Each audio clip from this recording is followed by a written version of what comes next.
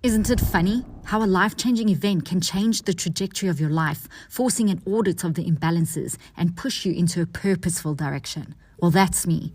But I'm here to tell you that you don't have to wait to take back control and unlock all the areas of your life you've put on the back burner. Live wholeheartedly and experience joy.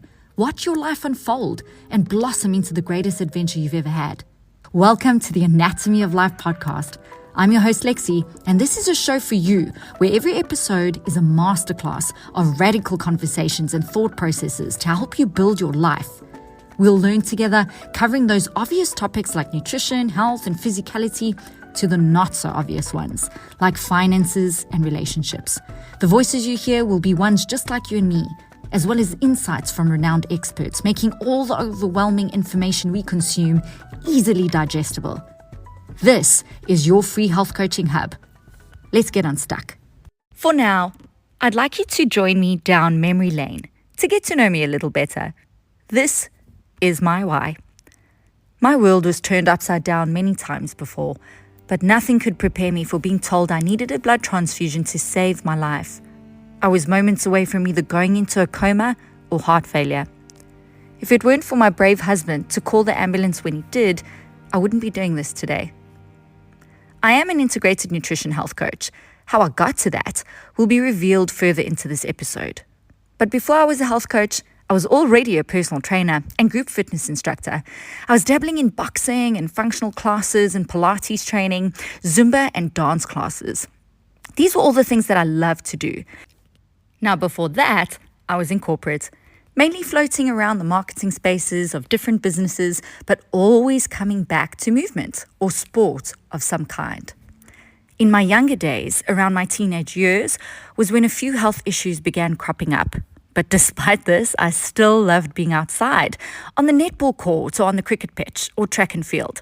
I have fond memories of accompanying my mom to Weight Watchers meetings and pretending to be her personal trainer when I was around 12, counting her reps as she did a crunch, or she did these weird moves on the piece of gym equipment we had in my parents' room next to the bed when it wasn't being used as a clothes rack. It mimicked what we now know as reformer Pilates bed. But little did I know that it would form part of my identity and what I did for a living. I knew deep down that I loved to see people find their strength and enjoy their bodies. And now I know it was also my way of finding my joy in my own body and finding my own strength. When I reached my teens, I had a bout of fainting spells at school. It was quite embarrassing as I was an athlete, a netball player, and overall overachiever, doing all the extracurricular activities after school. So my mom had to take me to get checked, and to our surprise, I was diagnosed with anemia. I was placed on iron supplements, and they were these large, brown, disgusting tablets. I hated any form of medication.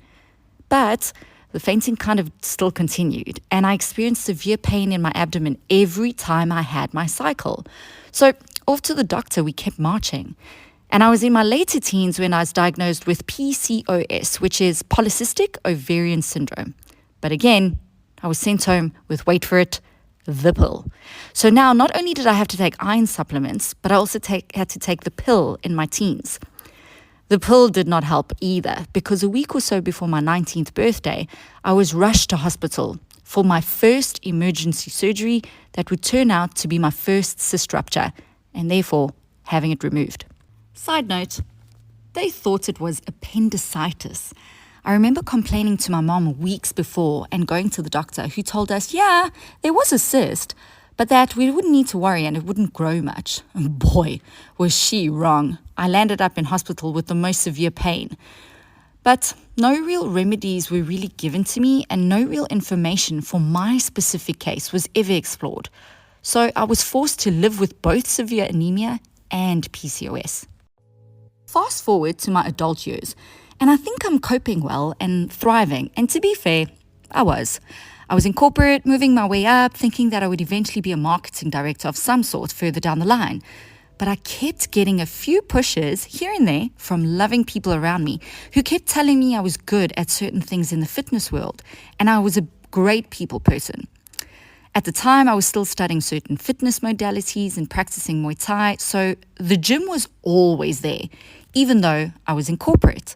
I found myself with an incredible urge to have my own business, to take the plunge and risk moving away from corporate.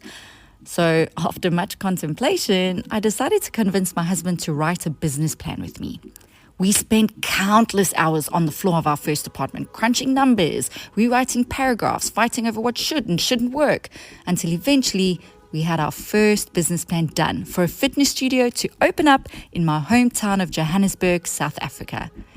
I went into financial institutions to ask for business loans, but I was turned down every single time. I had no collateral, I had no experience, nothing to really back me other than my vision and a smile on my face in hope that they liked my energy and would see what I saw. But to no avail. I fell into a depression, I failed. And so I thought I wasn't meant for this. I wasn't supposed to go that way. So for another year, I didn't do anything other than lick my wounds and pick myself up. But I guess resilience is my middle name because lo and behold, I tried again, this time changing the look and the name of the business plan.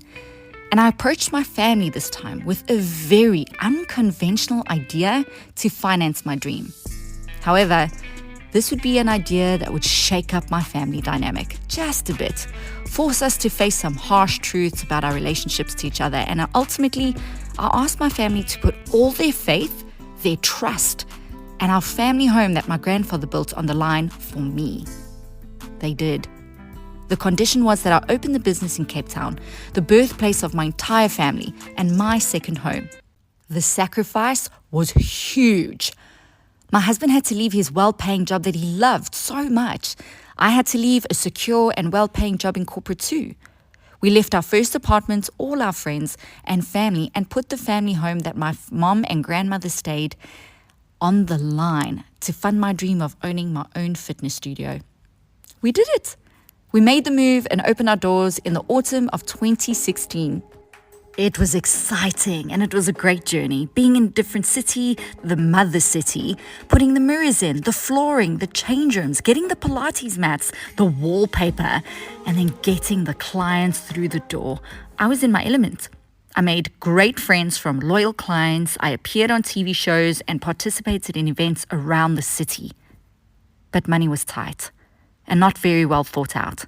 And inevitably, we closed our doors not too long after opening them. I failed again. It was quick, hard, and ruthless. I hadn't planned financially well, and I totally understood why the initial financial institutions were reluctant to fund me. It forced me back into corporate so we could survive and put food on the table and pay the debts I had incurred. All this time, I kept dealing with the anemia and PCOS by myself, having lost trust with some doctors along the way, always hearing the same feedback and no new information to help me live a better way without having these two conditions impact my daily life. Little did I know that the universe, as I like to say, was at play. My guardians were and still are forever watching over me. Because not long after closing the doors, going back into corporate with my tail between my legs, an unexpected offer to move overseas and still continue my dream was presented to me while we were living in my sister's apartment. Yet again, I had to make a bold move and uproot my husband and ask him to trust me again to move to a foreign unknown country, Qatar. My mandate was to open the first of its kind co-ed boxing and functional studio. Well, we had come to learn that we were risk takers and grabbed the opportunity with both hands. It solved many of our shortcomings and opened doors to many of our bucket list dreams. And so, in 2017, we jetted off to start our new chapter. With all this going on, I was fairly healthy, fairly stable, and once in my new role in Qatar, I flourished, loving every moment of it, being back in the field of my dreams. But unfortunately, along the way, around 2 years into being into our new life in 2019, I was dealing with low energy, extreme fatigue, depression, and all the things related to low iron. So we decided to get it checked. And this was a major frustration for me, as I had been misdiagnosed so many times and receiving misinformation countless times that my trust in doctors was at an all-time low. And everything in the fiber of my being was screaming to DIY this. But as we all know, Western medicine does indeed have a place in this world. So I went in to get checked for the millionth time, thinking that nothing really could be done. But I trudged along and went in telling them my history of anemia and PCOS, sounding like a broken record, not thinking that any new info or treatment would come out of it. But alas, I was told that what I was experiencing was due to a 5.7 hemoglobin level, and that I should do iron infusions for 2 weeks, every second day for 90 minutes.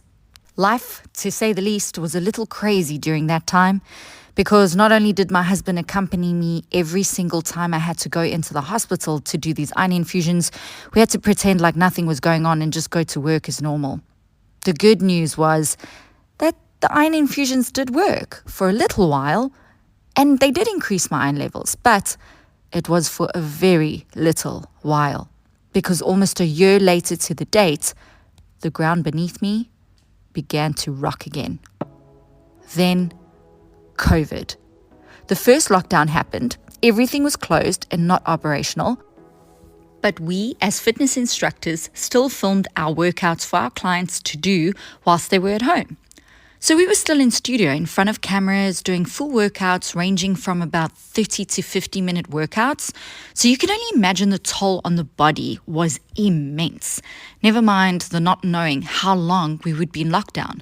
But within a few weeks, if I remember correctly, we were able to open our doors again, but with fierce precautions. Seeing clients again coming to studio was a breath of fresh air. But I was exhausted. I was living on painkillers for my back and trying to stay energetic through our classes, dealing with an irregular and heavy cycle, always losing a lot of blood. I thought I was just really exhausted from it all. It was Wednesday, the 2nd of September, 2020.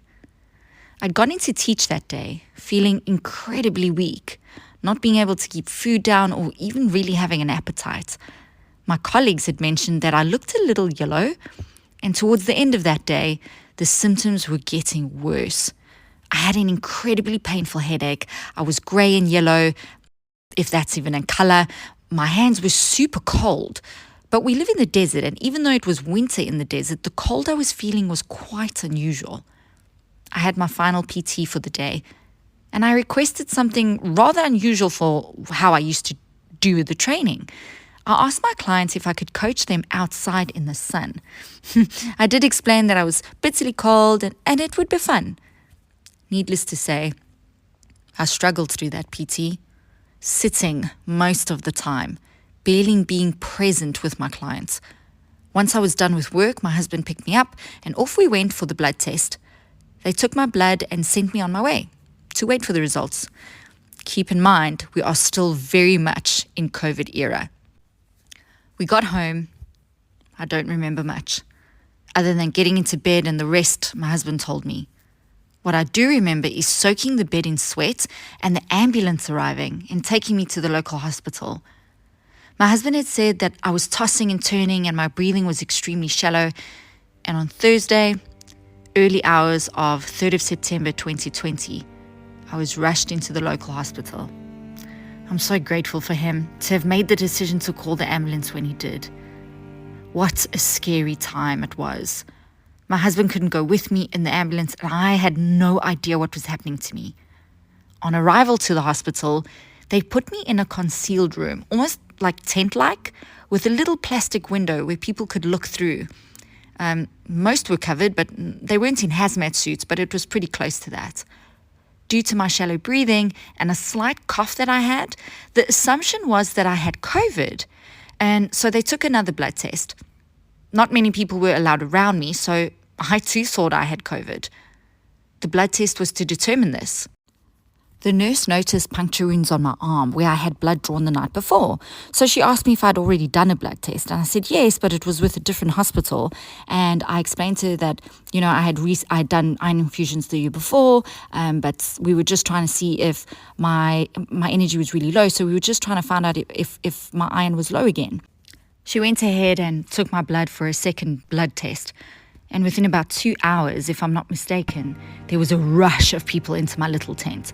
From having no one allowed near me for precautionary measures, to having a team of nurses and the doctor on call rushing in and setting me up with IVs, and one with a pen drawing a circle on my arm, to having them all talking to each other while I was lying there in terror. The doctor then took my hand and said, "Dear, let me instruct them first, and then I'll explain to you what's happening." It felt like a lifetime of waiting for an explanation as they put an IV drip in. The doctor then said that the results of my blood test showed my hemoglobin level was at 2. And that was a dangerous number. I could slip into a coma and have heart failure. Terrified, alone, but oddly calm, I notified my husband. Some of my memory of that time is hazy, like being transported from the tent to critical care because there was no space in ICU. The doctor explained that I would be in a private room and that I needed to receive a blood transfusion within the next few hours. They had to do a cross-check to match the donor blood to my own, hence the nurse with the pen. She drew on my skin to watch for any allergic reactions. I wasn't certain on how much I would receive, so I asked the nurse and she said a specialist doctor was on their way to see me. She was a really stunning nurse. She sat with me, she held my hand, and she prayed over me. The specialist doctor arrived and explained that due to the severity of my low hemoglobin, they would need to do 3 pints, which was 4 hours each, totaling a 12-hour blood transfusion to save my life. I remember having a few specialist doctors visit me throughout getting that transfusion. They were trying to figure out what the cause of this major blood loss was, and they told me, you need to revisit your gynae, which I did in the weeks that followed the transfusion, where I was told that an MRI would determine the status of the cysts. As luck has it, the MRI did indeed let us know that I would definitely need to get an urgent surgery again to remove further cysts that were causing havoc, and I was hemorrhaging. And so a month or so after the transfusion, I was back at hospital having a surgery that thankfully was only an outpatient visit. So no overnight stay. Made my day. When all the turmoil died down, life returned to normal, going back to work and acting like nothing happened. But something in me had innately changed for the rest of my life. Something in me knew that I had a purpose, that the turmoil I had been through was not in vain. I just needed to unlock what my purpose was. Later on in the year, I was on my way to a group PT and I was feeling a little lost and empty, wanting to do more. And although I was incredibly grateful to all those who had a hand in having saved my life, I still felt so frustrated that I did not have actual answers to why I had gone through all of that. I had confided in a few close friends about what the next step was for me. And a few had mentioned, well, what about a life coaching course or a podcast or something within that sphere? And still, I felt that the life coaching was not nearly as close as to what I really imagined. Yes, it probably would have sufficed, but I was a personal trainer and I had a lot more knowledge and experience to share with people in similar situations. My purpose felt like I wanted to hold the hands of people feeling lost and left in the dark, so often the way that I felt. So now the manifestation began. Unbeknownst to me, I was manifesting something a lot more encompassing of what I wanted and needed. So whilst in the Uber on the way to the group PT, I was scrolling through Instagram and came across an ad for a course in health coaching. I had never heard the term before. I had, however, seen the ad a million times, but never really looked into it. And it had always been through this institution called the Institute of Integrated Nutrition. But on that night, something shifted, and I was sat in the Uber desperate for answers. So I clicked on it, and I read up about what it was. So when you open IIN, it immediately tells you that it offers courses in health coaching, nutrition, and life coaching. This was exactly what I needed and right up my alley. So off I went and I enrolled in the institute, not knowing where the finances would come from, but having that gut feel that this was the path. And if not now, then when? I knew this was my pursuit. It was the pursuit of the truth in and amongst all the overwhelming amounts of information thrown at us every second of the day. It was to translate the vast amounts of information so I could better understand all that had happened to me and take control of where I was at. Having been in a situation that could so quickly turn to grief for my family, I now had the power and the tools to share with anyone in the same situation and anyone that would listen to ultimately help decipher what was applicable to your individual life, and then the rest you can drown out. And that is my why. That's the why I got into health coaching and how this podcast came about. I want you to engage with me. Follow me on social media so we can talk, ask questions, debate with me. Let's learn together as we wade through this world, cherry picking what will work best for our individuality. Welcome into the world of health coaching. You have free access, and now it's time to put that freedom into practice.